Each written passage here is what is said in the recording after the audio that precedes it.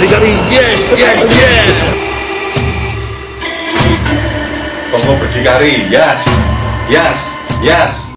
Nah pemirsa, kali ini saya ada di kawasan kampus Sekolah Tinggi Teknologi Adi Sucipto. Dan kali ini beruntung sekali saya Argo Pratomo Nugroho bisa menemui para petinggi atau pengelola juga dari Sekolah Tinggi Teknologi Adi Sucipto. Saya sudah bertemu dengan Ketua STTA, juga Ketua Badan Pelaksana Harian STTA, dan juga beruntung juga para wakil ketua saya juga bertemu semuanya. Nah, langsung saja saya bertanya lebih dulu kepada Bapak Tabri sebagai Ketua STTA. Selamat berjumpa Pak Tabri. Terima kasih Pak. Ya. Selamat ketemu lagi ya, di STTA. Iya, selamat berjumpa Pak. Pak Toto, selamat berjumpa Pak Toto.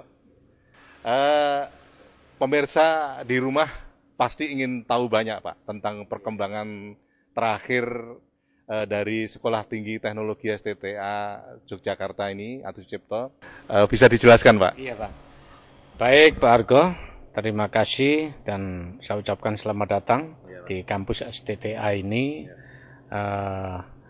STTA ini ya sebelum saya sampaikan perkembangan terkini, tentunya saya sampaikan dulu bahwa STTA itu mungkin para pemirsa ataupun masyarakat ya mungkin tertentu saja yang mengenal STTA, karena selama ini STTA itu dikira sama dengan STTKD. Kemudian STTA ini adalah salah satu perguruan tinggi di bawah Yayasan TNI AU yang bernama Adi Upaya, ya, Yayasan Adi Upaya. Langsung di bawah pimpinan atau pembinanya adalah Kepala Staf Angkatan Udara. Nah, STTA ini itu berdiri ya kita belum lama sih, ya, baru 12 tahun karena 2002 itu baru mulai dioperasionalkan begitu Pak, tepatnya tanggal 16 September kalau nggak salah ya. Nah, pelajaran ataupun mata kuliah ini adalah teknik, teknologi, ya, tapi berbasis kedirgantaraan. Ya, sebagai contoh di sini ada 5 prodi, yaitu teknik penerbangan, itu jelas kedirgantaraan kan. Kemudian teknik mesin, seperti kita lihat di belakang kita ini ada mesin-mesin pesawat. Kemudian di sana ada pesawat-pesawat kecil itu, pesawat latih, juga ada mesin-mesin engine pesawat latih yang di dalam nanti. Ya, begitu juga elektro.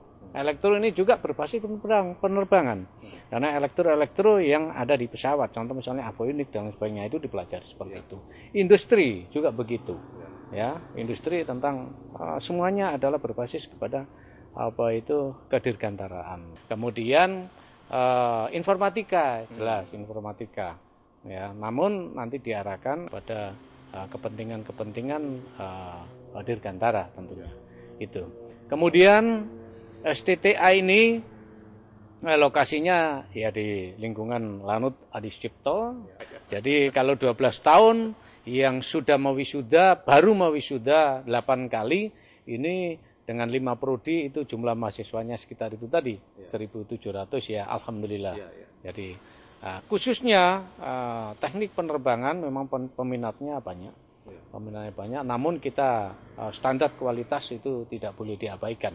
Sehingga mungkin tahun lalu sebagai contoh ya Pak, raket 1 itu yang daftar mungkin sekitar 700 sekian, tapi kita ya berdasarkan aturan kuota rasio dan sebagainya ini ya fasilitas yang ada kita tampung 1.200.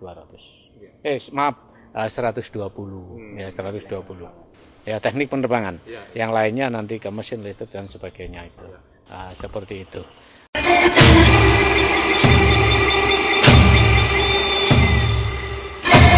Kongo berdikari, yes, yes, yes. Kongo berdikari, yes, yes, yes. Kerjasama dengan Pemda itu, saya dengar dari Pak Toto beberapa waktu yang lalu, itu katanya sampai Sumatera juga Pak kerjasamanya itu. Iya Pak, jadi Kalau sampai ke Sumatera ya kerjasama dengan Aceh. Kemudian kemarin beberapa waktu yang lalu kita ke daerah-daerah itu adalah sifatnya promosi, ya toh, promosi. Kemudian ngajak kerjasama dengan daerah untuk mendidik putra-putra daerahnya itu untuk dikuliahkan di sini dan langsung bekerja di penerbangan-penerbangan. Ini masih berlangsung terus, Pak. Nanti ke depan itu kayaknya mungkin daerah, mungkin Jember, ya, mungkin di daerah mana begitu, di mana, iya banyak sebetulnya. Di Sulawesi kemarin sudah memberikan waktu ya itu, tapi kita belum sempat ke sana, Pak. Itu. Saya ingin bertanya dulu sebagai ketua BPH, Pak Edi, dan nanti juga pada wakil ketua juga secara detail. Pak Edi, menurut Pak Edi sebagai wakil Yayasan Adi Upaya itu, bagaimana Pak Tabri istilahnya mengelola STTA ini ke depannya juga, Pak? Gimana, Pak?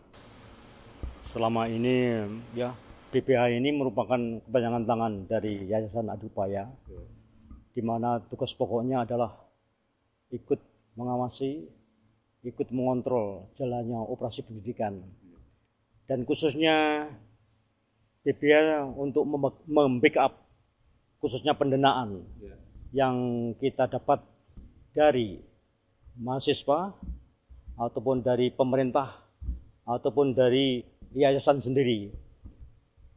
Pada tahun ini, tahun anggaran 2014-15 ini menganggarkan sekitar 12,5 miliar. Tentunya dengan mengelola uang 12,5 ini kita cukup berhati-hati mana yang utama dan mana yang kedua. Tentunya apa-apa yang direncanakan dari STTA, kami selaku Badan Pelaksana Harian selalu mensupport untuk memajukan STTA ini. Kami sudah melihat dari yayasan mungkin 3-4 tahun yang lalu kita masih diberi bantuan dari yayasan. Untuk 2015 ini kita dituntut dengan yayasan supaya bisa mandiri.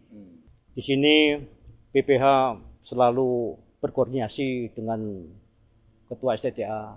Barangkali ada sesuatu yang masih ya bisa kita utamakan, khususnya dalam membangun infrastruktur untuk memberikan pelayanan kepada mahasiswa, sehingga mahasiswa yang kuliah di sini praktikum dan sebagainya mereka akan memberi kepuasan dan memberikan jalan keluar.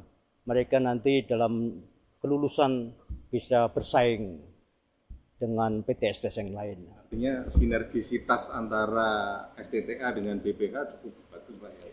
Ini perlu ya kerjasama ini, karena antara BPH dan STTA ini ya bagaikan sekeping uang itu. Berarti ya. Nggak bisa dipisahkan ya, Pak. Dan alhamdulillah ke depan ini STTA juga akan terus berkembang, di antaranya akan mendirikan Poltekkes Adi Sucipto. Kemarin sudah diadakan pokja-pokja dan juga akan mendirikan sekolah penerbang yang nanti akan dilaksanakan di Lanut Wirasaba, Banyumas.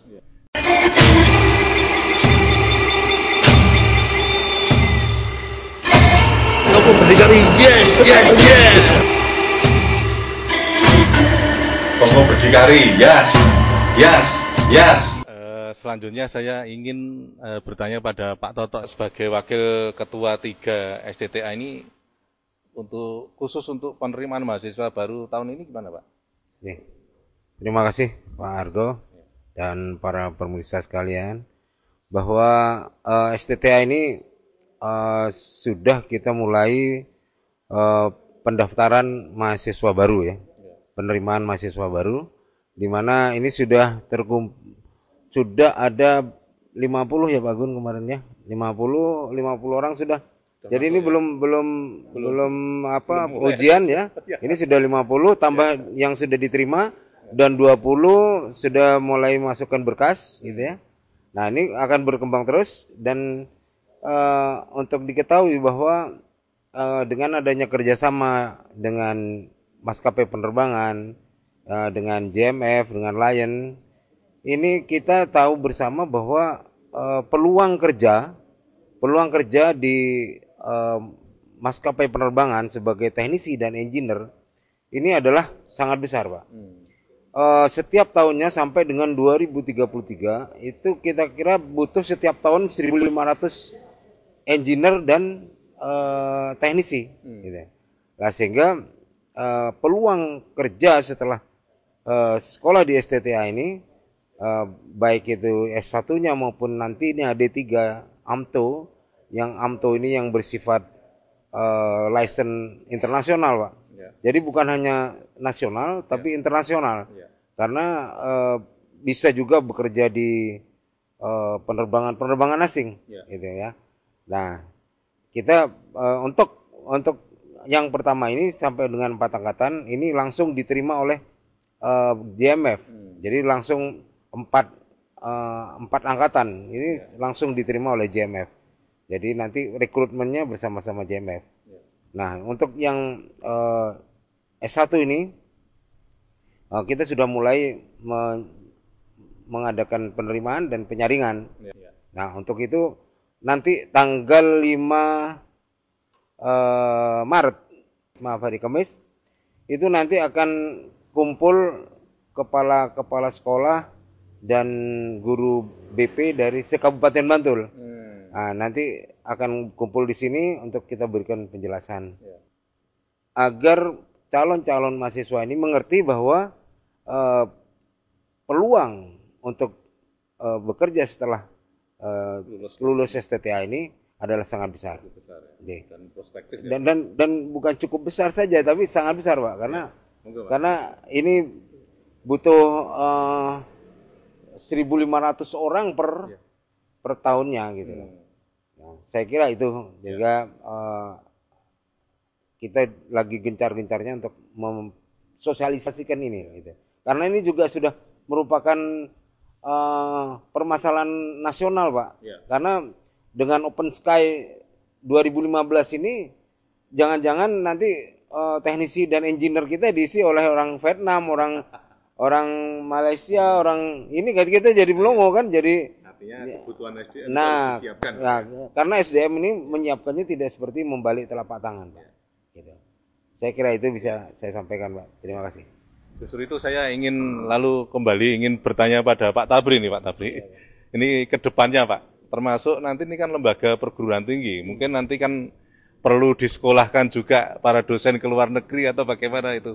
Menurut Pak Tabri gimana ini? Iya, sudah, dan itu sudah dilaksanakan, Pak. Sudah ya? Iya, jadi beasiswa dosen-dosen kita itu yang masih S1, yang ini kan ada peraturan dari Menteri Pendidikan ini untuk strata S1 dosennya harus S2, dikasih batas waktu sampai Desember 2015. Jadi 2016 nanti mulai Januari tidak ada lagi dosen strata 1 ini yang S1 begitu. Iya, karyawan maupun dosen kita yang masih S1 itu dibiayai oleh yayasan, kemudian dari Dikti melalui Kopertis juga ada di situ, ada biaya-biaya seperti itu.